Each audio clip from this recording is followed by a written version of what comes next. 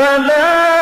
أقسم بمواقع النجوم وإنه لقسم لو تعلمون عظيم إنه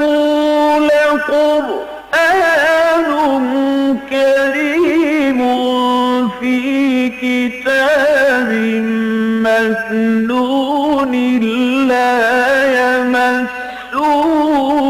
إلا المطهرون تنزيل من رب العالمين.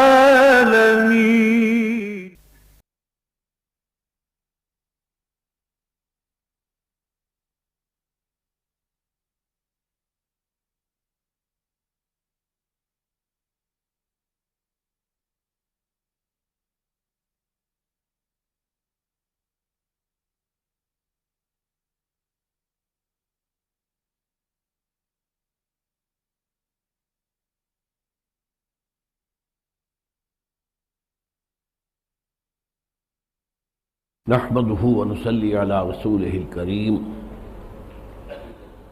اما بعد فقد قال الله تبارك وتعالى كما ورد في سورة النساء اعوذ بالله من الشيطان الرجيم بسم الله الرحمن الرحيم انا اوحينا اليك كما اوحينا الى نوح والنبيين من بعده وأوحينا إلى إبراهيم وإسماعيل وإسحاق ويعقوب والأسباط وعيسى وأيوب ويونس وهارون وسليمان وآتينا داود زبورا ورسلا قد قصصناهم عليك من قبل ورسلا لم نقصصهم عليك وكلم الله موسى تكليما رسلا مبشرين ومنذرين لئلا يكون للناس على الله حجة بعد الرسل وكان الله عزيزا حكيما لكن الله يشهد بما أنزل إليك أنزله بعلمه والملائكة يشهدون وكفى بالله شهيدا ان الذين كفروا وصدوا عن سبيل الله قد ضلوا ضلالا بعيدا ان الذين كفروا وظلموا لم يكن الله ليغفر لهم ولا ليهديهم طريقا الا طريق جهنم خالدين فيها ابدا وكان ذلك على الله يسيرا يا ايها الناس قد جاءكم الرسول بالحق من ربكم فآمنوا خيرا لكم وَإِن تَكْفُرُوا فَإِنَّ لِلَّهِ مَا فِي السَّمَاوَاتِ وَالْأَرْضِ وَكَانَ اللَّهُ عَلِيمًا حَكِيمًا صدق اللہ العظیم. رب اشرح لي صدری ويسر لي أمری واحلل عقدة من لسانی يفقهوا قولی. اللهم ربنا ألهمنا رشدنا وأعذنا من شرور أنفسنا. اللهم أرنا الحق حقا وارزقنا اتباعه وأرنا الباطل باطلا وارزقنا اجتنابه آمین یا رب العالمین. سورہ نساء کے مضامین کا جو تجزیہ ہم اس سے پہلے کئی بار کر چکے ہیں، اس کی روح سے آپ کو یاد ہوگا کہ آیت نمبر 153 سے لے کر آیت نمبر 175 تک یہ خطاب اصل میں اہل کتاب سے ہے، اگرچہ بیچ بیچ میں ریفرنس ہے مسلمانوں کی طرف بھی اور ضعیف الایمان لوگوں کی طرف بھی اور منافقین کی طرف بھی، لیکن اصل روح سخن جو ہے وہ اہل کتاب کی طرف ہے. اب اس کے ضمن میں فرمایا جا رہا ہے انا اوحینا الیک کما اوحینا الی نوح والنبیین من بعدہ، یقیناً ہم نے وحی کی ہے اے نبی آپ کی جانب جیسے کہ ہم نے وحی کی تھی نوح کی طرف اور ان کے بعد جو انبیاء آئے ان کی طرف. وَأَوْحَيْنَا إِلَىٰ إِبْرَاهِيمَ وَإِسْمَاعِيلَ وَإِسْحَاقَ وَيَعْقُوبَ وَالْأَسْبَاطِ، اور وحی کی ہم نے ابراہیم کی طرف اور اسماعیل کی طرف اور اسحاق کی طرف اور یعقوب کی طرف اور ان کی اولادوں کی طرف، وعیسیٰ وایوب ویونس وہارون وسلیمان، اور عیسیٰ کی جانب اور ایوب کی طرف اور یونس کی جانب، وہارون اور سلیمان کی جانب، وآتینا داؤد زبورا، اور ہم نے داؤد کو تو زبور عطا کی، ورسلا قد قصصناہم علیک من قبل، اور ایسے بھی یقیناً رسول ہیں کہ جن کا ہم آپ پر ذکر کر چکے ہیں، آپ کے سامنے بیان کر چکے ہیں پہلے، ورسلا لم نقصص علیک، اور ایسے بھی بہت سے رسول ہیں کہ جن کے حالات ہم نے آپ کو نہیں بتائے، وکلم اللہ موسیٰ تکلیما، اور موسیٰ سے تو اللہ تعالیٰ نے کلام کیا جیسے کہ کلام کیا جاتا ہے۔ یہ جو مجموعہ آیات ہے، اس میں ایک بات تو یہ ذہن میں رکھیے کہ قرآن مجید میں متعدد جگہوں پر انبیاء اور رسولوں کے ناموں کا ایک گلدستہ ملتا ہے۔ یہ گلدستہ یہاں موجود ہے۔ کتنے نبیوں کا نام آیا ہے؟ حضرت نوح علیہ السلام، چنانچہ اس کے بعد ان کے اور بھی جو ان کے بعد نبی آئے ان کا نام نہیں لیا گیا، لیکن یہ کہ اس کے علاوہ حضرت ابراہیم، پھر ان کی نسل سے اسماعیل اور اسحاق، پھر حضرت اسحاق کے بیٹے یعقوب والاسباط، اور ان کی اولاد میں سے جیسے کہ ہمیں معلوم ہے حضرت یوسف علیہ السلام نبی تھے حضرت یعقوب کے بیٹوں میں سے، وعیسیٰ وایوب، اور حضرت عیسیٰ اور حضرت ایوب اور یونس اور ہارون اور سلیمان اور داؤد اور حضرت موسیٰ علیہ السلام، ان کا ذکر ہو رہا ہے۔ تو یہ گلدستہ ہے بہت سے نبیوں اور رسولوں کے ناموں کا۔ تو یہ انداز آپ کو قرآن مجید میں اور بھی دوسرے مقامات پر ملے گا۔ سورہ انعام میں بھی ایسا یہ گلدستہ آنے والا ہے کہ جو اس سورہ مبارکہ کے بعد پھر سورہ مائدہ آئے گی اور پھر مکی سورہ انعام آئے گی، اس میں بھی ایسا ہی یہ گلدستہ موجود ہے۔ جہاں تک سیاق و سباق کا تعلق ہے، یہ جو بات یہاں کہی جا رہی ہے اصل میں وہ اس بات کے جواب میں کہی جا رہی ہے کہ جہاں سے یہ بات جو ہے کلام اور جو گفتگو ہے اہل کتاب سے شروع ہوئی تھی، وہ کیا تھی؟ آیت نمبر 153 کیا تھی؟ یسألک اہل الکتاب ان تنزل علیہم کتابا من السماء، یہ اہل کتاب اے محمد صلی اللہ علیہ وسلم آپ سے مطالبہ کر رہے ہیں کہ آپ ان پر کوئی کتاب نازل کریں، لکھی ہوئی شے، یعنی آپ کہتے ہیں کہ آپ پر وحی آئی، نہ وحی آتے کسی نے دیکھا اور نہ ہی وہ فرشتہ جو ہے وہ لوگوں کے سامنے آیا،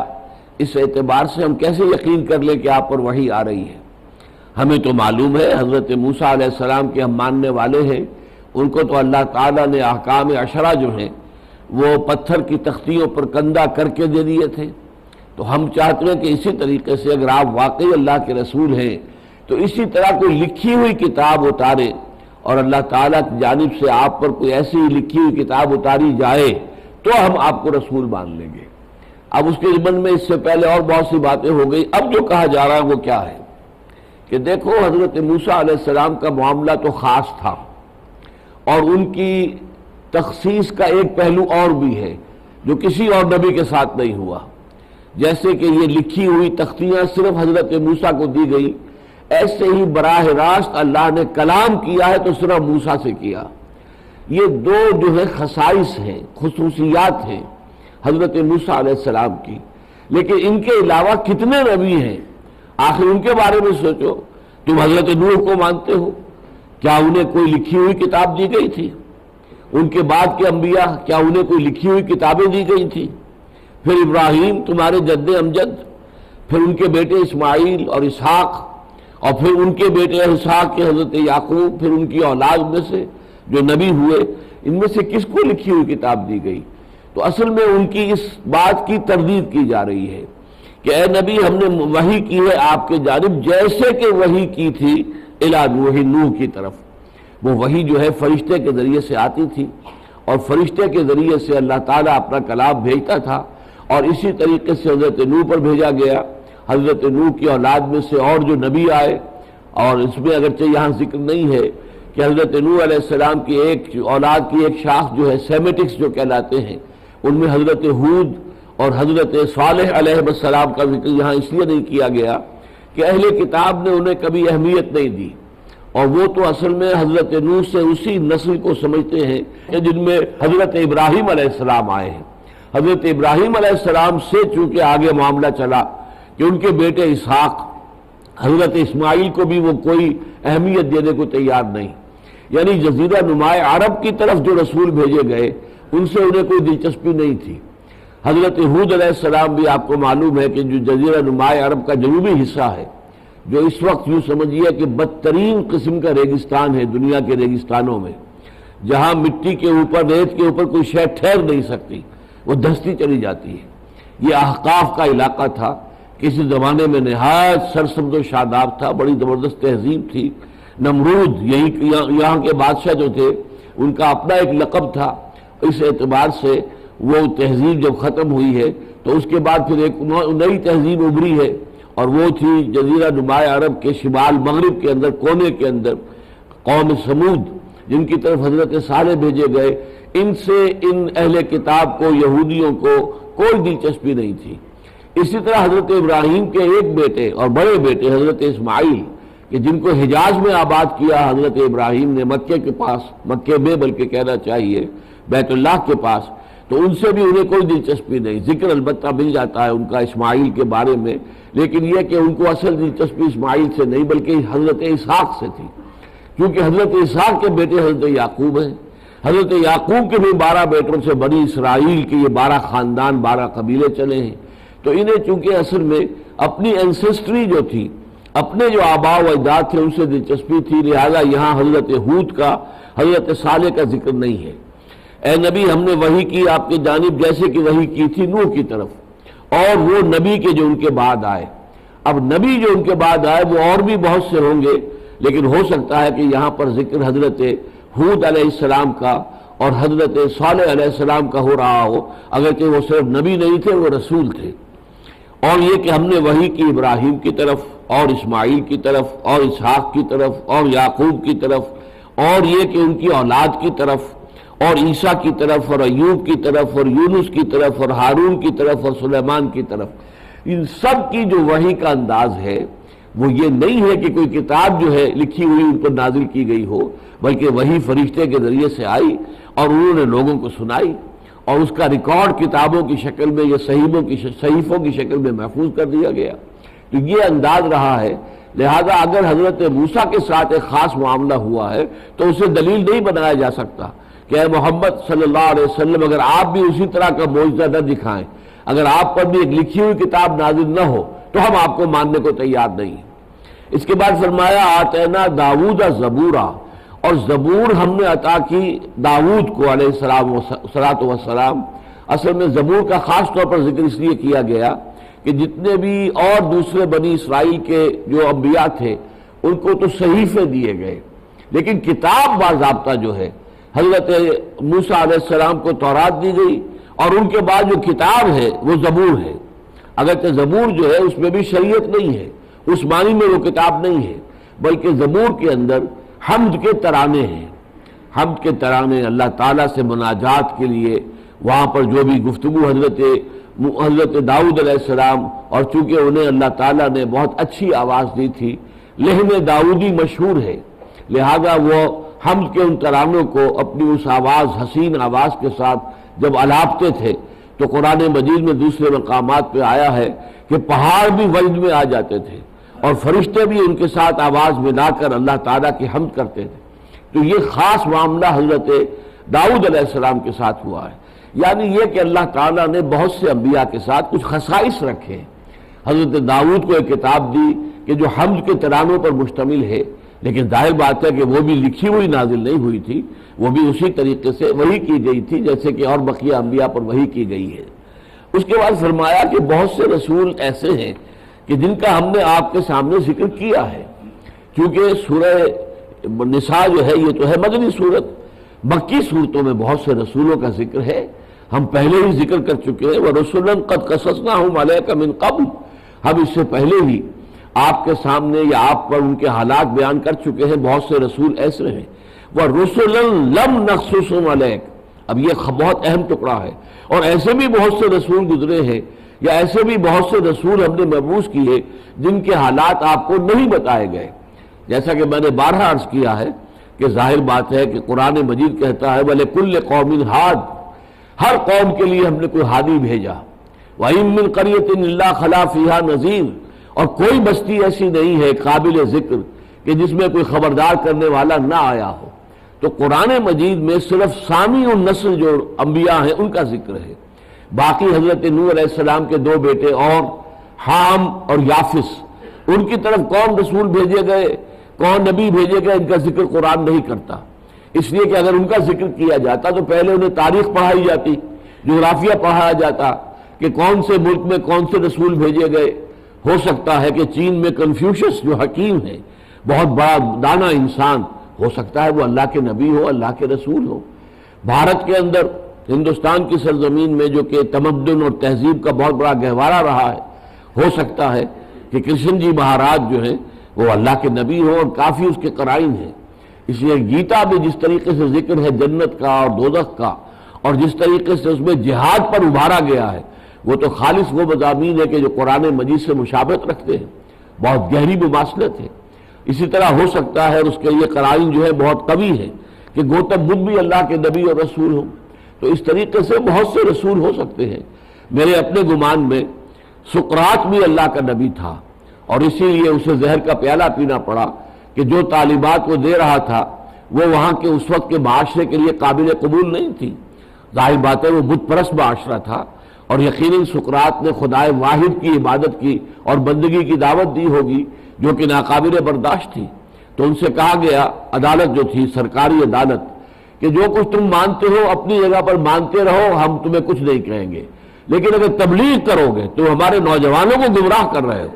تم ہماری جو تہذیب ہے اور تمدن ہے اور ہماری روایات ہیں ان کے خلاف جو تعلیم دے رہے ہو، اگر اس کو بند کر دو، تبلیغ نہ کرو، تو پھر تمہیں زندہ رہنے کا حق ہے، اور اگر تم اس کے لیے تیار نہیں ہو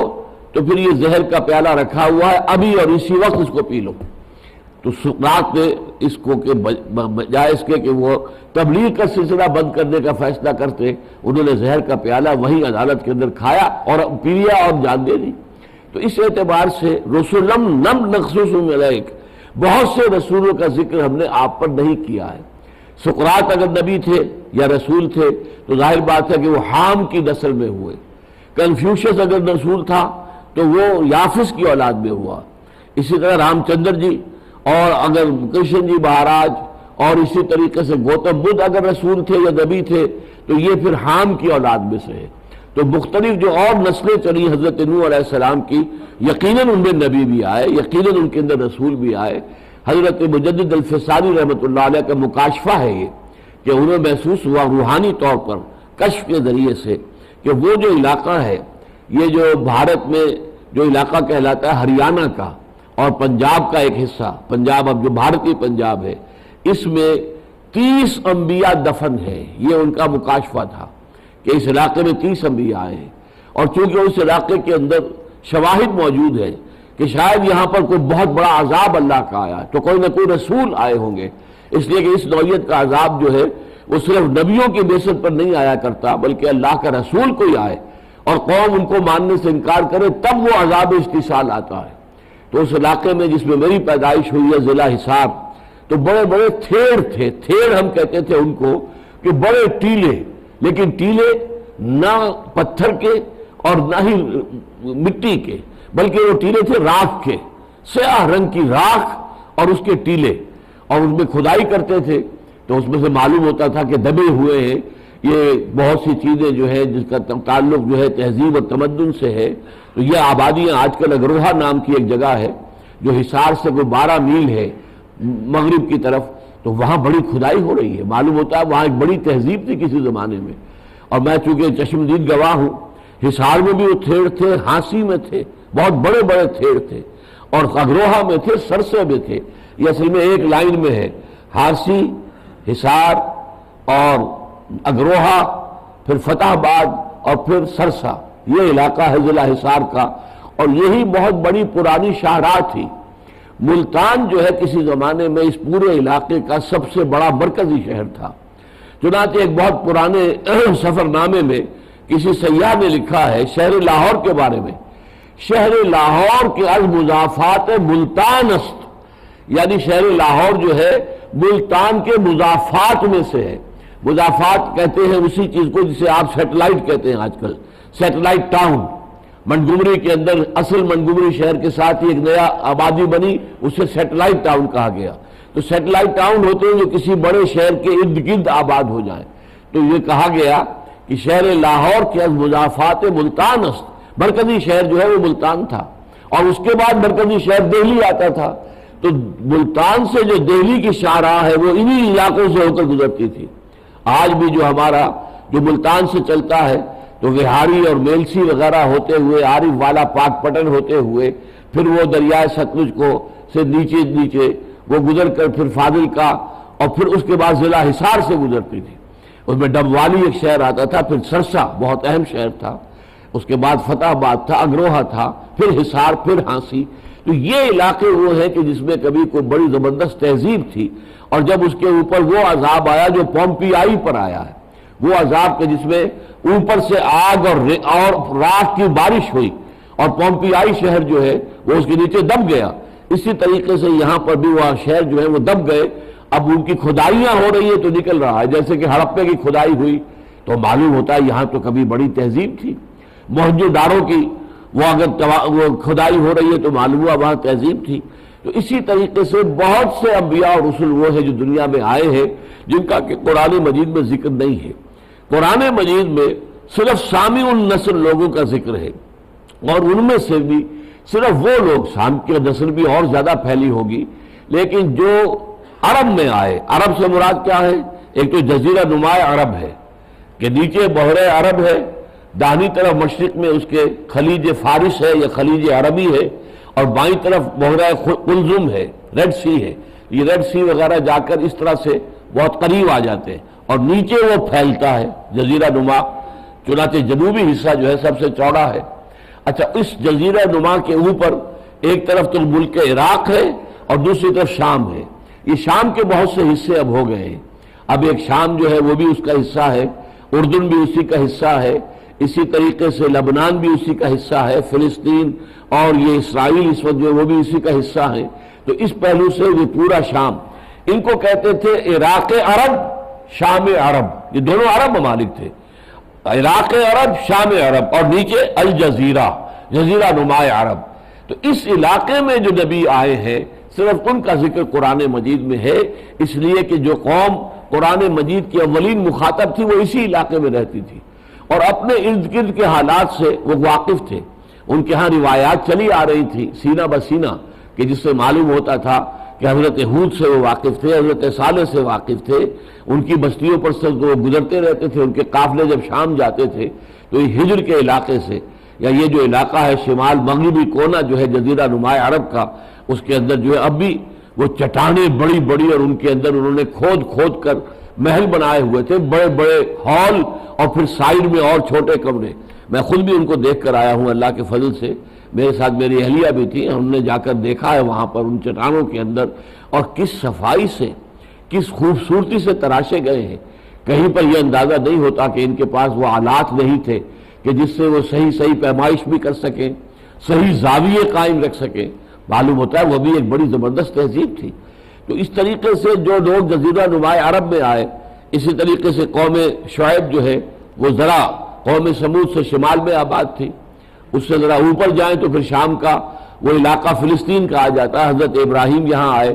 اگرچہ پیدا تو ہوئے تھے عراق میں، لیکن یہ کہ ان کا اصل مرکز شام بنا ہے اور فلسطین کا علاقہ بنا ہے، اور تمام انبیاء بنی اسرائیل وہیں پر آئے ہیں۔ تو اس اعتبار سے یہ علاقہ ہے جس کے رسولوں کا ذکر کیا گیا، وَرُسُلًا قَدْ قَصَصْنَاهُمْ عَلَيْكَ مِنْ قَبْلُ، اور ایسے بھی بہت سے رسولوں کو ہم نے بھیجا کہ جن کے حالات اے نبی ہم آپ کو پہلے سنا چکے ہیں، وَرُسُلًا لَمْ نَقْصُصْهُمْ عَلَيْكَ، اور ایسے بھی بہت سے رسولوں کو ہم نے بھیجا جن کے حالات ہم نے آپ کو نہیں سنائے۔ وَكَلَّمَ اللَّهُ مُوسَىٰ تَكْلِيمًا، اور موسیٰ سے تو اللہ نے کلام کیا جیسے کہ کلام کیا جاتا ہے، براہ راست،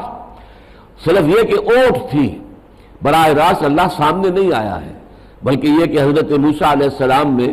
جب یہ 2 مرتبہ یہ براہ راست گفتگو ہوئی ہے، پہلے تو جب ان کو رسالت دی گئی ہے اور ان کی جو ہے جبکہ وہ واپس آ رہے تھے اپنے خاندان کو لے کر، اپنی اہلیہ کو لے کر آ رہے تھے مصر کی طرف واپس مدین سے، تو اس وقت جو ہے راستے میں کوہ طور پر انہیں بلایا گیا کہ ایک طرف آگ نظر آئی، اور چونکہ شدید سردی تھی لہذا انہوں نے سوچا کہ میں وہاں جا کر یا تو کوئی انگارہ لے آؤں، کوئی آگ جو ہے اس کی چند چنگاریاں لے آؤں تاکہ ہم یہاں پر آگ جلا کر اور ہم سردی سے بچ سکیں، آگ تاپ سکیں، یا یہ ہے کہ وہاں ظاہر بات ہے آگ نظر آ رہی ہے تو کوئی انسان بھی ہوں گے، ان سے ہم راستہ پوچھ سکیں گے کہ ہمیں کدھر جانا چاہیے۔ وہاں گئے تو معلوم ہوا کہ تو مسئلہ ہی اور تھا، اس جھاڑی کے اندر سے جو نور تھا وہ اللہ تعالیٰ کا تھا جو بول رہا تھا، اور وہاں پھر مکالمہ ہوا ہے، اور اس کے بعد دوبارہ پھر مکالمہ ہوا ہے جب حضرت موسیٰ علیہ السلام کو بلایا گیا تورات دینے کے لیے۔ تو یہ براہ راست گفتگو جو ہے یہ حضرت موسیٰ علیہ السلام کا خصوصی معاملہ ہے، کسی اور نبی سے اس طرح کی جو ہے براہ راست گفتگو دنیا میں نہیں ہوئی۔ قیامت یعنی شب معراج میں عرش معلیٰ پر جا کر تو گفتگو ہوئی ہے حضرت محمد صلی اللہ علیہ وسلم سے، لیکن زمین پر کھڑے ہوئے، زمین پر رہتے ہوئے اللہ تعالیٰ کے ساتھ ہم کلامی، براہ راست ہم کلامی حضرت محمد صلی اللہ علیہ وسلم کو بھی نہیں ہوئی۔ تو معلوم ہوا کہ یہ خصائص تھے۔ تو حضرت موسیٰ کی جہاں تخصیص یہ ہے کہ کلم اللہ موسیٰ تکلیما، اللہ نے موسیٰ سے تو کلام کیا جیسے کہ کلام کیا جاتا ہے، اسی طرح ان کی ایک تخصیص یہ ہے کہ انہیں لکھی ہوئی جو پتھر کی تختیوں کے اوپر احکام عشرہ 10 کمانڈمنٹس دے دیے گئے۔ لیکن اس کا مطلب یہ تو نہیں ہے کہ تمام انبیاء کا یہ معاملہ رہا ہے، تو سارے نام اس لیے لیے گئے کہ ان سب پر جو وحی آئی ہے انہیں سب تم بھی مانتے ہو کہ یہ نبی تھے، رسول تھے، تو کیا ان میں سے کسی پر لکھی ہوئی کتاب نازل ہوئی ہے؟ تو یہ خصائص ہیں جو حضرت موسیٰ علیہ السلام کے ہیں، اور یہ کسی دوسرے نبی کو، یہاں تک کہ نبی آخر الزمان سید المرسلین محمد الرسول اللہ صلی اللہ علیہ وسلم کو بھی یہ دنیا میں رہتے ہوئے، زمین پر رہتے ہوئے اللہ تعالیٰ سے ہم کلامی کا شرف حاصل نہیں ہوا۔ یہ حضرت موسیٰ علیہ السلام کا ایک خاص معاملہ ہے۔ تو جیسے کہ قرآن مجید میں آیا ہے تلک الرسل فضلنا بعضهم علی بعض، یہ سورہ بقرہ کے اندر 3 پارے کی پہلی آیت ہے کہ ہم نے رسولوں میں سے بعض کو بعض پر فوقیت دی ہے۔ تو ہم یہ مانتے ہیں کہ مطلق فوقیت علی الاطلاق بحیثیت مجموعی تو فوقیت جو ہے تمام انبیاء اور رسولوں پر محمد الرسول اللہ صلی اللہ علیہ وسلم کو حاصل ہے، لیکن جزوی قسم کی فوقیت بعض دوسروں کو حاصل ہو سکتی ہے۔ مثلا جس قدر حصی معجزات حضرت عیسیٰ کو دیے گئے کہ کسی مردہ کو زندہ کر دے، تم باذن اللہ قبر سے نکل کر آ جائے، اور کسی جو ہے جو مادر ذات جو ہے وہ اندھا تھا، نابینا تھا، اس کی آنکھوں پر ہاتھ پھیرا اور اس کی آنکھیں صحیح ہو گئی، یا جس طریقے سے کہ آپ نے گارے کا ایک پرندہ بنایا اور اس میں پھونک ماری اور وہ اڑتا ہوا پرندہ ہو گیا۔ تو خلق حیات اور احیاء موتا یہ تو اللہ تعالیٰ کے خاص اعمال و افعال ہیں۔ یہ بھی حضرت عیسیٰ علیہ السلام کو معجزات کی حیثیت سے دے دیے گئے، لیکن حضور صلی اللہ علیہ وسلم کو اگرچہ جو معجزہ دیا گیا قرآن حکیم وہ سب سے بڑا معجزہ ہے، عظیم ترین معجزہ ہے۔ پھر یہ کہ وہ زندہ معجزہ ہے۔ تمام انبیاء کے معجزے صرف ان کی ذات کے ساتھ تھے، ان کے بعد علیحدہ ہو کر کوئی معجزہ نہیں ہے۔ عصا جو تھا حضرت موسیٰ کے ہاتھ میں تھا تو معجزہ تھا۔ اب اگر وہ کہیں ہے بھی، جیسا کہ یہودیوں کا خیال ہے کہ مسجد اقصیٰ کے نیچے تہخانے ہیں اور ان تہخانوں کے اندر وہ تابوت سکینہ جو ہے جس کا قرآن مجید میں ذکر ہے سورہ بقرہ میں، کہ جس میں آل موسیٰ و آل ہارون کے تبرکات رکھے ہوئے ہیں، اسی میں وہ پتھر کی تختیاں بھی محفوظ ہیں کہ جو حضرت موسیٰ علیہ السلام کو کوہ طور پر دی گئی تھی، جن پر احکام عشرہ جو ہے جو 10 کمانڈمنٹس ہیں وہ کندہ ہے، اسی میں من و سلوہ جو ہے اس کے بھی نمونے رکھے ہوئے جو ان کو غذا دی گئی تھی، اسی میں وہ حضرت موسیٰ علیہ السلام کا عصا بھی ہے۔ لیکن یہ کہ یہ عصا اب بس ایک لکڑی ہے، ایک چھڑی ہے، ایک لکڑی ہے، اس کے سوا کچھ نہیں۔ اب یہ معجزہ نہیں ہے، معجزہ اسی وقت تھا جبکہ حضرت موسیٰ کے ہاتھ میں تھا، لیکن قرآن وہ معجزہ ہے کہ جو دائم و قائم ہے، زندہ معجزہ ہے، قیامت تک کے لیے معجزہ ہے۔ اس نے جو چیلنج دیا کہ اگر تمہارا خیال ہے، یہ تمہیں گمان ہے کہ یہ قرآن محمد کی اپنی تصنیف ہے صلی اللہ علیہ وسلم، تو تم بھی کوئی ایک سورت قرآن جیسی بنا کر لے آؤ، اور جتنے بھی تمہارے مددگار ہو سکتے ہو، انسانوں میں سے، جنوں میں سے، کاہنوں میں سے، سب کو جمع کر لو۔ تمہارے یہاں بڑے بڑے خطباء ہیں، شعراء ہیں، سب کو جمع کر لو۔ وَإِن كُنتُمْ فِي رَيْبٍ مِّمَّا نَزَّلْنَا عَلَىٰ عَبْدِنَا فَأْتُوا بِسُورَةٍ مِّن مِّثْلِهِ وَادْعُوا شُهَدَاءَكُم مِّن دُونِ اللَّهِ إِن كُنتُمْ صَادِقِينَ۔ اگر تم واقعتاً سچے ہو شک کرنے میں اس میں اشارہ ہو گیا تم دل سے تو مانتے ہو کہ یہ اللہ کی کتاب ہے اور یہ محمد کا کلام نہیں ہے، لیکن تم کہہ رہے ہو زبان سے گویا کہ کٹ حجتی کے طور پر، تو اگر ایسا ہے تو لاؤ نہ کوئی مل جل کر کوئی ایسا کلام بنا کر تصنیف کر کے لے آؤ۔ اور یہ بہت بڑا معاملہ ہے، اور یہ واقعتاً تاریخ کی ایک بڑی عجیب جو ہے شہادت ہے کہ جھوٹ موٹ کے لیے بھی کوئی سامنے نہیں آیا کہ کوئی سے کھڑا ہو جاتا کہ لو یہ میں نے یہ کلام لکھا اور یہ قرآن کے برابر ہے۔ آپ کہتے ہیں برابر نہیں ہے تو کوئی ثالث مقرر کرو، کوئی عجیبوں کا ایک جو ہے وہ ٹریبونل بن جائے اور وہ طے کرے کہ آیا یہ قرآن کے ہم پلہ ہے یا نہیں، لیکن کسی نے یہ جرت نہیں کی۔ یہ اللہ تعالیٰ کی طرف سے پھر ایک معجزے کی شکل میں ہے کہ بڑے سے بڑے جو وہاں پر مکذب تھے، جھٹلانے والے حضور کے دشمن تھے، خون کے پیاسے تھے، لیکن کسی کو بھی جھوٹ موٹ کے انداز میں بھی اس چیلنج کو قبول کرنے کی توفیق نہیں ہوئی۔ تو معجزات جو حصی معجزات ہیں ان میں حضرت عیسیٰ کو فوقیت حاصل ہے حضرت محمد پر صلی اللہ علیہ وسلم۔ اسی طریقے سے یہ کلام اس زمین پر رہتے ہوئے اللہ سے ہم کلام ہونا، یہ ایک خصوصی معاملہ ہے حضرت موسیٰ علیہ السلام کا جو حضرت محمد صلی اللہ علیہ وسلم کو حاصل نہیں ہوا۔ وہ کلام ہوا ہے اگر تو ساتویں آسمان پر جا کر ہوا ہے، عرش معلیٰ پر ہوا ہے۔ اس پہلو سے اس میں بھی ایک فوقیت ہو گئی۔ تو جزوی فضیلتیں تو ہو سکتی ہیں، ہمارے ہاں عام طور پر جو عوامی خیال ہے تو وہ اس بات کو بھی گوارا کرنے کو تیار نہیں ہے کہ کسی بھی نبی کے لیے جزوی طور پر بھی کوئی فوقیت حضور کے اوپر تسلیم کی جائے، لیکن میں یہ سمجھتا ہوں کہ یہ نرا تعصب ہے۔ قرآن مجید کو اگر آدمی آبجیکٹیولی پڑھے گا، معروضی طور پر پڑھے گا، تو وہ سمجھے گا اس بات کو کہ واقعتاً اگرچہ مطلق اور بحثیت مجموعی فضیلت جو ہے وہ تو محمد الرسول اللہ صلی اللہ علیہ وسلم کو حاصل ہے تمام انبیاء اور رسول پر، لیکن یہ ہے کہ جزوی طور پر کسی خاص پہلو سے کسی دوسرے رسول کو حضور پر فضیلت ہو سکتی ہے۔ وَكَلَّمَ اللَّهُ مُوسَىٰ تَكْلِيمًا۔ اب آ رہی ہے وہ آیت جس کے لیے میں نے خاص طور پر اعلان کیا کہ یہ جو مقصد بعثت رسل ہے وہ کیا ہے۔ یہ اہم ترین مضامین میں سے ہے قرآن کے۔ رسلا مبشرین ومنذرین لئلا یکون للناس علی اللہ حجۃ بعد الرسل وکان اللہ عزیزا حکیما۔ یہ رسول ہم نے کیوں بھیجے؟ ظاہر بات ہے کہ یہ کوئی ہماری ہے بھی نہیں تھی معاذ اللہ کہ ہم نے ہابی کے طور پر جو ہے رسولوں کو بھیجا، یہ کوئی ہمارا مشغلہ نہیں تھا، شغل نہیں تھا، اس کا ایک مقصد ہے، اس کے پیچھے ایک حکمت ہے۔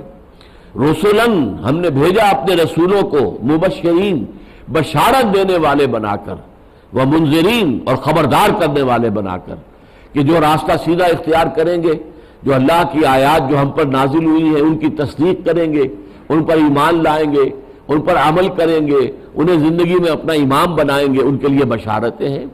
انہیں اللہ تعالیٰ کے لیے کی طرف سے جنت ملے گی، فراح و ریحان و جنت نعیم۔ اور اس کے برعکس جو لوگ کفر کی روش اختیار کریں گے، آیات کو جھٹلائیں گے، جو نبی کی تکذیب کریں گے اور جو غلط راستوں پر چلیں گے، ان کے لیے وہ منذر ہے، خبردار کرنے والے کہ دیکھو ایک عظیم اور دردناک عذاب تمہارا منتظر ہے، اللہ نے تمہارے لیے تیار کیا ہوا ہے۔ تو اصل میں چونکہ رسولوں میں سے کسی کو یہ اختیار نہیں دیا گیا کہ جسے چاہے وہ ایمان کی دولت سے نواز دے، یہ فیصلہ اللہ کا ہے۔ آدمی کی اپنی نیت اور اللہ کی توفیق، یہ دو چیزیں شامل ہو تو کوئی ایمان لائے گا۔ صرف رسول کی خواہش سے کوئی ایمان نہیں لا سکتا۔ اس کے لیے آخری بات وہ ہے کہ جو حضور سے فرما دی گئی کہ انک لا تہدی من احببت ولکن اللہ یہدی من یشاء، اے نبی آپ کو یہ اختیار حاصل نہیں ہے کہ جسے چاہے آپ ہدایت دے دیں، یہ تو اللہ ہی چاہتا ہے جس کو ہدایت دیتا ہے۔ اور یہ آیت خاص طور پر ابو طالب کے لیے نازل ہوئی ہے، اس لیے کہ ظاہر ہے کہ حضور کسی اور شخص کے لیے ایمان کے متمنی نہیں ہو سکتے تھے جتنے کہ آپ متمنی تھے ابو طالب کے ایمان کے۔ حقیقی چچا بھی ہیں اور انہوں نے سرپرستی کی ہے، پھر انہوں نے سپورٹ کیا ہے۔ جب تک ابو طالب زندہ رہے قریش کو حضور کے خلاف کوئی اقدام کرنے کی ہمت نہیں ہوئی، اس لیے کہ وہ بنی ہاشم کے سردار تھے اور ان کی سیادت کی وجہ سے، اور وہ چونکہ سپورٹ کر رہے تھے اور وہ پناہ دیے ہوئے تھے حضرت محمد صلی اللہ علیہ وسلم کو، لہذا پورا قبیلہ بنو ہاشم کا جو ہے ان کی پشت پر تھا، لہذا کسی کو جرت نہیں ہوئی۔ یہ تو ان کے انتقال کے بعد سن 10 نبوی میں، جبکہ جس کی حضور نے کہا ہے عام الحزن، یہ ہمارے لیے رنج اور غم کا سال ہے، اسی سال حضرت خدیجہ کا انتقال ہوا کہ گھر میں ایک دل جوئی کرنے والی ایک رفیقہ حیات تھی، وہ بھی اللہ نے اٹھا لی، اور اسی سال میں ابو طالب کا انتقال ہوا کہ دنیاوی اعتبار سے اگر کوئی سہارا تھا، کوئی سپورٹ کرنے والا تھا، جس سے قبائلی معاشرے کے اندر ایک خاص اور بڑے گھرانے کی سپورٹ آپ کو حاصل تھی، پناہ حاصل تھی، وہ بھی زمین اللہ نے اٹھا لیا، تو اسے آپ نے کہا عام الحزن، یہ ہمارے لیے رنج اور غم کا سال ہے۔ اسی لیے پھر آپ طائف گئے تھے کہ وہاں اگر اللہ تعالیٰ کسی بڑے سردار کو، چونکہ ظاہر بات ہے کہ 10 سال میں مکے کی جو چاٹی ہے اس کو تو بلویا جا چکا تھا، اس کے اندر جو بھی دودھ اور دہی تھا اس کو بلو کر مکھن نکالا جا چکا تھا۔ اب وہاں تو توقع نہیں تھی کہ کوئی بڑا شخص، کوئی بڑا سردار جو ہے وہ ایمان لائے، تو آپ گئے طائف کہ وہاں کے 3 بڑے سرداروں میں سے اگر کوئی ایک ایمان لے آئے تو میں پھر اپنا مرکز دعوت جو ہے، اپنی دعوت و تحریک کا مرکز اور بیس جو ہے وہ طائف منتقل کر دوں، اگرچہ اللہ تعالیٰ کی مشیت میں یہ نہیں تھا اور آپ کو وہاں سے ناکام لوٹنا پڑا۔ بہرحال اس پہلو سے سوچئے کہ اللہ تعالیٰ کی طرف سے یہ جو ایک سپورٹ ملی ہوئی تھی حضور کو ابو طالب کی طرف سے، تو یہ گویا کہ سب سے بڑے محسن تھے۔ اور ابو طالب کے انتقال کے بعد جب طائف سے واپسی پر مطعم بن عدی نے اپنی پناہ میں لیا حضور کو، تو حضور نے اس کا احسان اتنا مانا کہ بدر میں جو 70 اسیر تھے قریش کے حضور کے ہاتھ میں، آپ نے فرمایا اگر مطعم آج زندہ ہوتا اور وہ ان 70 اسیروں کی سفارش کرتا تو میں ان سب کو چھوڑ دیتا بغیر کوئی فدیہ لیے ہوئے۔ تو ایک تھوڑے سے عرصے کے لیے امان دینے کا اتنا بڑا احسان حضور نے مانا ہے، تو آپ سوچئے 10 برس تک حضور کو جو سپورٹ دیے رکھی اور حضور کو جو ایک جو ہے حفاظت بہم پہنچائی ہے ابو طالب نے، تو اس کی بنا پر کتنے احسان مند تھے حضور اپنے چچا کے، اور پھر کتنی محبت تھی اپنے چچا سے۔ تو لہذا سب سے زیادہ جس کے ایمان کے متمنی ہو سکتے تھے حضور وہ ابو طالب، لیکن ابو طالب دنیا سے بغیر ایمان لائے چلے گئے۔ انک لا تہدی من احببت ولکن اللہ یہدی من یشاء، تو ہدایت تو تمہارے ہاتھ میں نہیں ہے، لیکن جو بھی رسول آتا ہے وہ دعوت دیتا ہے، دعوت کو قبول کرنے والوں کو بشارت دیتا ہے، راح و ریحان و جنت نعیم، اور دعوت کو رد کرنے والوں کے لیے وہ منذر ہوتا ہے، خبردار کرنے والا کہ ایک دردناک عذاب تمہارے لیے منتظر ہے۔ یہ کس لیے؟ رسلا مبشرین و منذرین، اب آ رہا ہے وہ ٹکڑا، لئلا یکون للناس علی اللہ حجۃ بعد الرسل۔ بعد الرسل کو پہلے ترجمہ کر لیجئے، رسولوں کی آمد کے بعد، رسولوں کی بعثت کے بعد، لئن لا کو ان اور لا جڑ گئے، لئلا تاکہ نہ رہ جائے، للناس لام کہتے ہیں حق میں، لوگوں کے حق میں، لوگوں کے پاس، علی اللہ اللہ کے خلاف کوئی حجت۔ یہ لام اور علا کا فرق میں نے بارہا بیان کیا ہے، اور اس کو یاد رکھنے کے لیے جو مشہور حدیث ہے وہ سب سے زیادہ مفید ہے، القرآن حجت لک او علیک،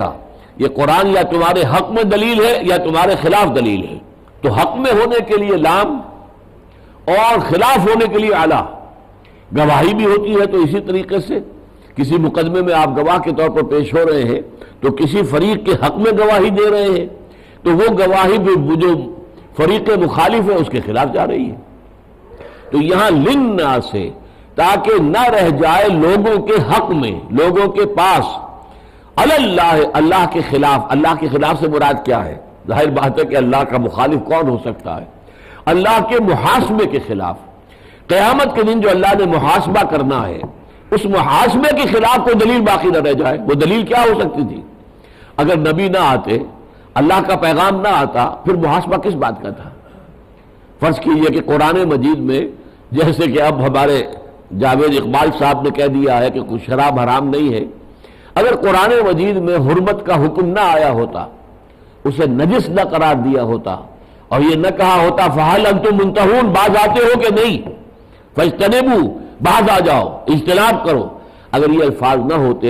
اور سب لوگ شراب پیتے اور اللہ تعالیٰ جو ہے وہ مواخذہ کرتا تم نے شراب کیوں پی، تو ہمارے پاس دلیل ہوتی ہے اللہ تیری شریعت میں وہ حرام نہیں تھی، ہمیں تو نہیں بتایا گیا، نہ قرآن میں اس کی حرمت کا ذکر آیا اور نہ آپ کے رسول نے محمد صلی اللہ علیہ وسلم نے ہمیں بتایا کہ وہ حرام ہے۔ تو یہ گویا کہ ایک دلیل بن جاتی، حجت بن جاتی، ایک عذر بن جاتا۔ اسی طریقے سے اگر انبیاء اور رسول نہ آئے ہوتے تو ان کے خلاف مواخذہ جو ہے ان کی قوموں کا وہ کیسے ہوتا؟ وہ تو رسول آئے، انہوں نے اتمام حجت کر دیا۔ اب یہاں پہ دیکھیے اتمام حجت، حجت اللہ کی طرف سے، فَلِلَّهِ الْحُجَّةُ الْبَالِغَةُ، اصل حجت تو اللہ کے حق میں ہے. اللہ نے رسول بھیج دیے، اپنی بات واضح کر دی، آیات بینات نازل کر دی، کتاب اتار دی، شریعت دے دی. اب حجت قائم ہو گئی اللہ کی لوگوں کے اوپر کہ اب غلط روی کے لیے کوئی ان کے پاس جواز نہیں ہے، کوئی عذر نہیں ہے. اس کے لیے دو الفاظ آپ استعمال کر سکتے ہیں: اتمام حجت، حجت کا مکمل ہو جانا، اور قطع عذر، قطع مانے کاٹ دینا، عذر کو کاٹ دے. عذر نہیں پیش کر سکتے. اب کیا عذر ہے آپ کے پاس؟ جب قرآن میں آ گیا کہ شراب حرام ہے چھوڑو، پھر اگر پیتے رہے ہو تو کیا عذر ہے؟ ظاہر بات ہے کہ اس کے اوپر تو سزا بھی کر رہے گی. تو یہ ہے انبیاء کے بھیجنے کا اصل مقصد. اصل مقصد میں نے اس لیے کہا ایک تکمیلی مقصد ہے، وہ محمد رسول اللہ کا ہے صلی اللہ علیہ وسلم، کیونکہ آپ پر نبوت اور رسالت کی تکمیل ہوئی ہے. تو صرف بشیر اور نذیر بن کر آپ نہیں آئے ہیں، بلکہ آپ کے ذمہ لگا هو الذی ارسل رسولہ بالہدی ودین الحق لیظہرہ علی الدین کلہ، کہ جو دین دے کر آپ بھیجے گئے اسے غالب کریں. تو گویا کہ ایک انقلابی مشن تھا کہ جو حوالے کیا گیا ہے محمد رسول اللہ کے، کہ یہ نظام زندگی جس پر کہ لوگ قائم ہیں اور یہ باطل ہے، یہ شرک پر قائم ہے، شرک کی بنیاد ہے اس کو جڑ سے اکھیڑ کر اللہ کے اصل نظام توحید، نظام خداوندی کو نافذ کریں، قائم کریں. یہ جو فرض منصبی یہ تکمیلی ہے، یہ رسالت کی تکمیل کا مظہر ہے. بنیادی مقصد مبشرین و منذرین لئلا یکون للناس علی اللہ حجۃ بعد الرسل، وہ تبلیغ کر دیں، بات پہنچا دیں، تذکیر کر دیں، جو اللہ کا حکم ہے پہنچا دیں، اور اس کے بعد جو ہے پھر کوئی عذر نہ رہ جائے لوگوں کے پاس کہ وہ اللہ تعالیٰ کے محاسبہ اخروی کے وقت بطور ایک حجت کے پیش کر سکیں کہ اللہ ہمیں بتایا نہیں گیا تھا. اس پہلو سے میں نے بارہا ایک تمثیل کے طور پر بیان کیا ہے کہ دیکھیے اگر آپ کا کوئی کام ہے بہت اہم اور آپ نے اپنے کسی دوست کو پیغام بھیجا ہے کہ کل شام تک یہ کام ہو جانا چاہیے ورنہ میرا بہت نقصان ہو جائے گا، کسی آدمی کے ذریعے آپ نے پیغام بھیجا، وہ کام نہیں ہوا، آپ کا نقصان ہو گیا. اب آپ غصے میں بھرے ہوئے گئے اس شخص کے پاس کہ بھلے آدمی میں نے تمہیں پیغام بھیجا تھا کہ یہ کام آج شام تک ضرور ہونا تھا، تم نے نہیں کیا تو میرا نقصان ہوا، کون ذمہ دار ہے؟ تم ذمہ دار ہو. اگر وہ کہہ دے بھائی مجھے تو آپ کا پیغام کسی نے پہنچایا ہی نہیں، سارا غصہ ختم ہو جائے گا کہ نہیں؟ بتاشے کی طرح بیٹھ جائے گا انسان، جھاگ کی طرح بیٹھ جائے گا. اب وہ جائے گا اس شخص کے پاس کہ جس کو اس نے وہ پیغامبر بنایا تھا، اللہ کے بندے تیرے ذریعے سے میں نے پیغام بھیجا اور تو نے نہیں پہنچایا تو میرے نقصان کا ذمہ دار اب تو ہے. بالکل یہی معاملہ ہے. اللہ نے انسانوں کے لیے پیغام بھیجا رسول کے ذریعے سے، اگر رسول پہنچا دے تو وہ فارغ بری الذمہ، ان کے لیے گویا کہ اپنا فرض جو ہے انہوں نے ادا کر دیا. اب ذمہ دار ہو گئے وہ جنہیں پیغام پہنچا دیا گیا. اور اگر خدا نہ خواستہ بالفرض رسول سے کوتاہی ہو جائے پہنچانے میں تو پھر مجرم رسول ہو جائے گا کہ تم نے نہیں پہنچایا. اسی لیے سورہ مائدہ میں ہم پڑھیں گے آگے چل کر کہ اے نبی یا ایھا الرسول بلغ ما انزل الیک من ربک وان لم تفعل فما بلغت رسالتہ، اے رسول پہنچا دو وہ سب کچھ جو نازل کیا گیا ہے آپ پر آپ کے رب کی طرف سے، اور اگر آپ نے ایسا نہ کیا تو رسالت کا حق ادا نہیں ہوگا. پھر گویا کہ آپ مجرم ہو جائیں گے، معاذ اللہ ثم معاذ اللہ. تو یہ ہے اصل میں وہ نازک ذمہ داری کہ اگر وہ رسول نہ پہنچائے تو وہ ذمہ دار، رسول پہنچا دے تو وہ بری. اسی لیے حضور نے حجۃ الوداع میں اپنی دعوت کے فنیشنگ ٹچز دے کر آخری باتیں کہہ کر پھر سوال کیا کیا لوگوں سے، 1.25 لاکھ کا مجمع، الا هل بلغت، لوگوں میں نے پہنچا دیا کہ نہیں. عام معاملہ یہ تھا ہمیشہ کہ حضور اگر کوئی سوال کرتے تھے تو صحابہ بہت مختصر جواب دیتے تھے. یہاں ہم دیکھتے ہیں کہ حضور نے ایک لفظ میں سوال کیا الا هل بلغت، اور جواب صحابہ نے دیے 4. انا نشهد انك بلغت الرسالة واديت الامانة ونصحت الامة وكشفت الغمة. اے اللہ کے نبی، اے اللہ کے رسول، ہم گواہ ہیں آپ نے رسالت کا حق ادا کر دیا، آپ نے امانت کا حق ادا کر دیا. یہ قرآن آپ کے پاس امانت میں آیا تھا، ہمارے لیے اللہ نے نازل کیا تھا آپ کے ذریعے سے، آپ تو امین تھے. اور آپ نے امت کی خیر خواہی کا حق ادا کر دیا، اور آپ نے گمراہی کے تمام پردے جو ہیں ان کو چاک کر دیا. کشفت الغمہ تھا. یہ 3 دفعہ آپ نے لوگوں سے گواہی لی. الا هل بلغت انا نشهد انك قد بلغت الرسالة واديت الامانة ونصحت الامة وكشفت الغمة. پھر آسمان کی طرف اشارہ کیا انگشت شہادت سے اور پھر لوگوں کی طرف. اللہم اشہد اللہم اشہد اللہم اشہد، اے اللہ تو بھی گواہ ہے، یہ بوجھ جو میرے کاندھے پر آیا تھا، انا سنلقی علیک قولا ثقیلا، یہ میرے کاندھے سے اتر گیا، انہوں نے مان لیا ہے۔ اب اس آیت کو جو ہے آپ کو سمجھنا چاہیے اسی سورہ مبارکہ کی آیت نمبر 41 کے حوالے سے۔ قیامت کے دن اسی حجت کا معاملہ اس طرح ہوگا، یوں سمجھیے کہ عدالت اخروی لگی ہوئی ہے، قیامت کی عدالت۔ اللہ تعالیٰ صدر نشین ہے، اللہ تعالیٰ فیصلہ کرنے والے ہیں، قاضی ہیں، مالک الملک ہیں، اور الملک مالک یوم الدین ہے، اور وہاں اب ایک امت کا محاسبہ شروع ہوگا، پہلے کلیکٹیولی اور پھر انڈیویجولی، اور اس امت پر سب سے پہلے گواہ کھڑیں گے جو رسول اس کی طرف بھیجا گیا تھا، وہ گویا کہ پروزیکیوشن وٹنس کی حیثیت سے گواہی دے گا، اے اللہ تیرا جو پیغام مجھ تک پہنچا تھا میں نے انہیں پہنچا دیا تھا، اب یہ ذمہ دار ہے، they are responsible, they are accountable, میں نے کوئی کوتاہی نہیں کی، میں نے اس میں کوئی کمی نہیں کی، میں نے اس میں سے کسی چیز کو چھپایا نہیں،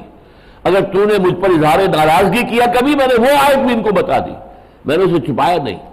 لہذا اب یہ ذمہ دار ہے۔ تو یہ گواہی ہر رسول دے گا، چنانچہ آیت نمبر 41 ہے، اس کے بارے میں ایک واقعہ بھی آتا ہے بہت دلچسپ، کہ حضور نے حضرت عبداللہ ابن مسعود سے یہ فرمائش کی کہ مجھے قرآن سناؤ۔ حضرت عبداللہ ابن مسعود نے عرض کیا حضور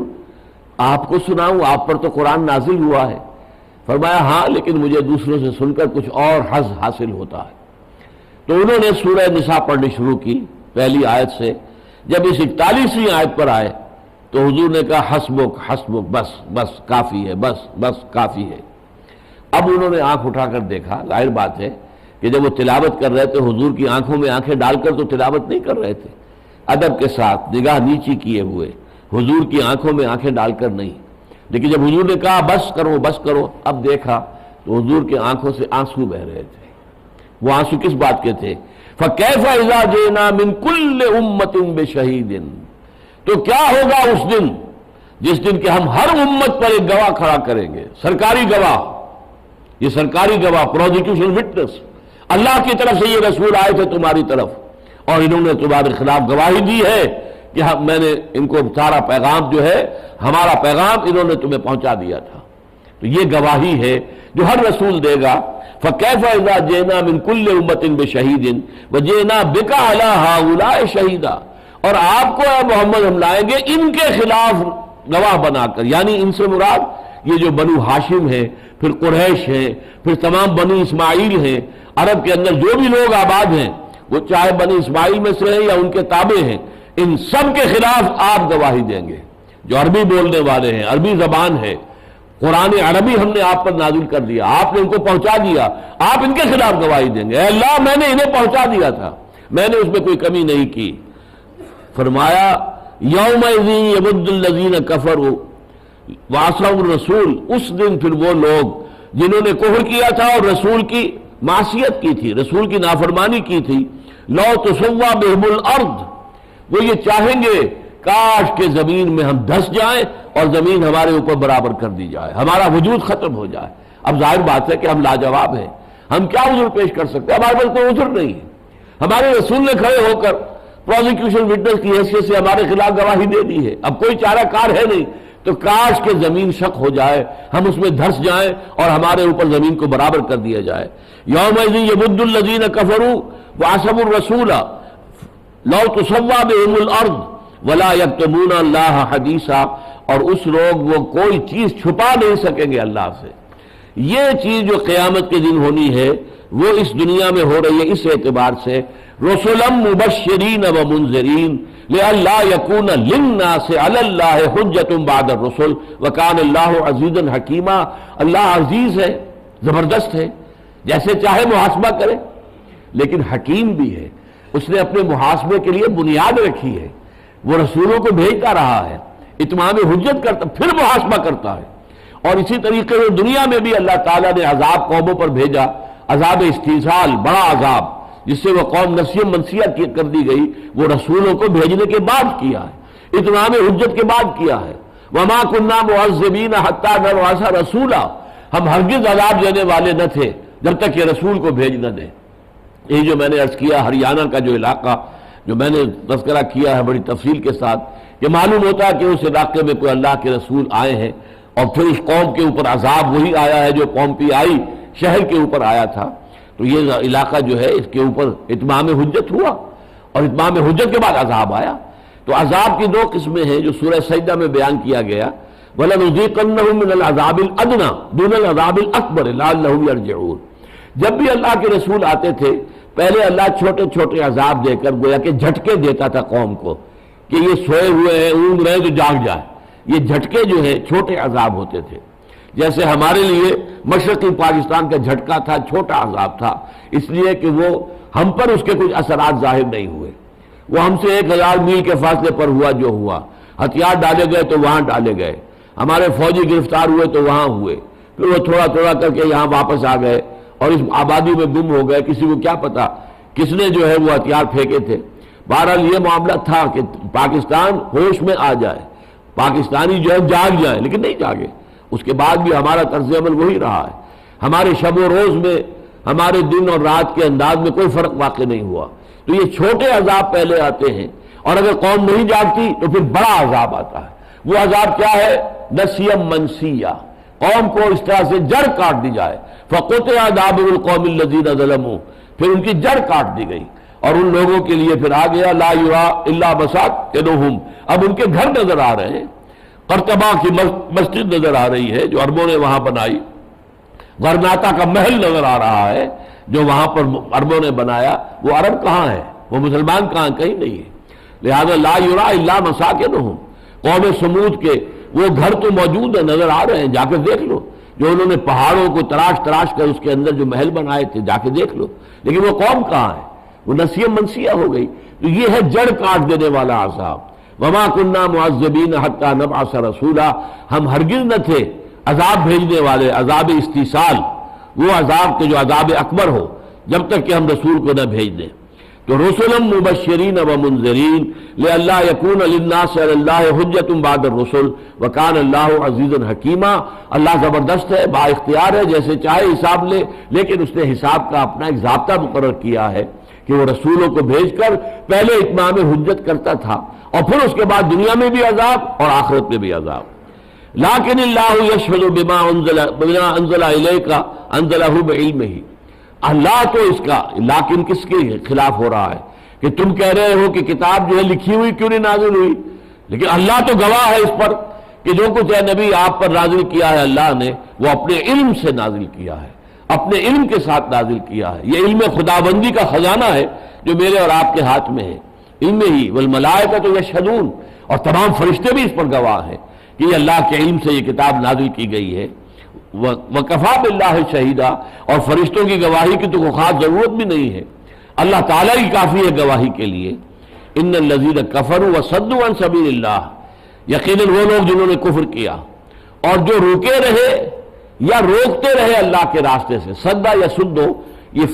فعل لازم بھی ہے، فعل متعدی بھی ہے۔ جیسے ہم کہتے ہیں کھانا کھایا، یہ فعل لازم ہے، اور کھانا کھلایا یہ فعل متعدی ہے، کسی اور کو کھانا کھلانا۔ اسی طریقے سے صدا رک گیا، اور صدا روک لیا، کسی اور کو روک لیا۔ تو وہ لوگ جنہوں نے کفر کیا اور خود بھی رکے رہے اور دوسروں کو بھی روکا اللہ کے راستے سے، قد ضلوا ضلالا بعیدا، یہ تو پھر گمراہ ہو گئے ہیں اور گمراہی بہت دور کی ہے، گمراہی میں بہت دور نکل گئے ہیں۔ ان الذین کفروا وظلموا، یقیناً جن لوگوں نے کفر کیا اور شرک کیا یا ظلم کیا، ان الشرک لظلم عظیم، سب سے بڑا ظلم جو ہے وہ شرک ہے۔ تو یہاں سے مراد شرک ہے۔ ان الذین کفروا وظلموا لم یکن اللہ لیغفر لهم، اللہ کا معاملہ یہ نہیں ہے کہ انہیں معاف کر دے، ولا لیہدیہم طریقہ، اور نہ ہی یہ معاملہ ہے اس کا کہ انہیں کوئی راستہ دکھائے۔ وہ راستہ جو ہے اب جنہوں نے کفر پر اڑ گئے، جو اپنے شرک پر اڑ گئے، اب اللہ زبردستی ان کو راستہ جو ہے دکھانے والا نہیں ہے۔ زبردستی صحیح راستے پر لانا جو ہے اللہ تعالیٰ کی سنت نہیں ہے۔ حق کو واضح کر دیا، اس کے بعد جو چاہے اختیار کرے، جو چاہے چھوڑ دے، نہ اختیار کرے۔ فمن شاء فلیؤمن ومن شاء فلیکفر، جو چاہے ایمان لائے، جو چاہے نہ لائے، یہ اللہ نے اختیار دیا ہے۔ اما شاکرا و اما کفورا، چاہے تو شکر گزار بندہ بن جائے اور چاہے تو ناشکرا اور اللہ تعالیٰ کے نعمت کا انکار کرنے والا بن جائے۔ ان الذین کفروا وظلموا لم یکن اللہ لیغفر لہم، نہیں ہے اللہ کی یہ شان کہ وہ انہیں معاف فرمائے، ولا لیہدیہم طریقہ، اور نہ ہی یہ کہ وہ انہیں سیدھے راستے کی ہدایت دے، الا طریقہ جہنم، سوائے جہنم کے راستے کے، خالدین فیہا، وہ رہیں گے اس میں ہمیشہ ہمیش، ابدا، ہمیشہ ہمیش، ہمیشہ ہمیش، وکان ذلک علی اللہ یسیرا، اور یہ چیز اللہ تعالیٰ پر بہت آسان ہے۔ یہ نہ سمجھنا کہ اللہ تعالیٰ اتنے لوگوں کو کیسے عذاب دے گا، اور بعض لوگ جو ہیں وہ ایک عجیب انداز میں کہتے ہیں اللہ کیسے عذاب دے گا، اللہ تو رحیم ہے، شفیق ہے۔ نہیں، اللہ نے جو قانون بیان کیا اس پر وہ عمل کرے گا، وہ نیکوکاروں کو جزا دے گا اور اسی طریقے سے بدکاروں کو، غلط کاروں کو سزا دے گا۔ یہ اللہ کے لیے نہایت آسان ہے۔ اب یہ خاتمہ کلام ہو رہا ہے اس کا، یا ایھا الناس، اے لوگو، اور یہاں پر مراد جو روئے سخن کس کی طرف ہے؟ اہل کتاب کی طرف، کیونکہ آیت نمبر 153 سے یہ معاملہ چل رہا ہے اور ابھی اور آگے چلے گا 175 تک۔ یہاں پہ روئے سخن اصل میں اہل کتاب کی طرف ہے، اور اہل کتاب میں سے جو اس وقت اصلاً مخاطب تھے، جو سامنے موجود تھے، وہ صرف یہود تھے۔ نصارہ جو ہے وہ نہ مکے میں تھے نہ مدینے میں تھے، براہ راست مخاطب نہیں تھے۔ یا ایھا الناس قد جاءکم الرسول بالحق من ربکم، دیکھو تمہارے پاس آ گئے ہیں ہمارے رسول صلی اللہ علیہ وسلم، بالحق من ربکم، حق لے کر، حق کے ساتھ تمہارے رب کی جانب سے، فآمنوا خیرا لکم، تو ایمان لے آؤ، اسی میں خیر ہے، اسی میں تمہاری خیریت ہے۔ وَإِن تَكْفُرُوا، اور اگر تم کفر کرو گے، فَإِنَّ لِلَّهِ مَا فِي السَّمَاوَاتِ وَالْأَرْضِ، تو اللہ کا تو ہے ہر وہ شے، اللہ کی ہے جو آسمانوں میں اور زمین میں ہے۔ اللہ کو تمہارے ایمان لانے کی کوئی احتیاج نہیں ہے، اللہ کا کوئی کام رکا ہوا نہیں ہے کہ اگر ایمان نہیں لاؤ گے تو اللہ کا کام رکا رہ جائے گا۔ اللہ کے لیے تو ہر شے جو آسمانوں میں اور زمین میں اس کی ملکیت ہے۔ وَإِن تَكْفُرُوا فَإِنَّ لِلَّهِ مَا فِي السَّمَاوَاتِ وَالْأَرْضِ وَكَانَ اللَّهُ عَلِيمًا حَكِيمًا، اور اللہ تعالیٰ تو سارا علم رکھنے والا ہے اور کمال حکمت والا ہے۔ بارک اللہ لی ولکم فی القرآن العظیم ونفعنی وإیاکم بالآیات والذکر الحکیم۔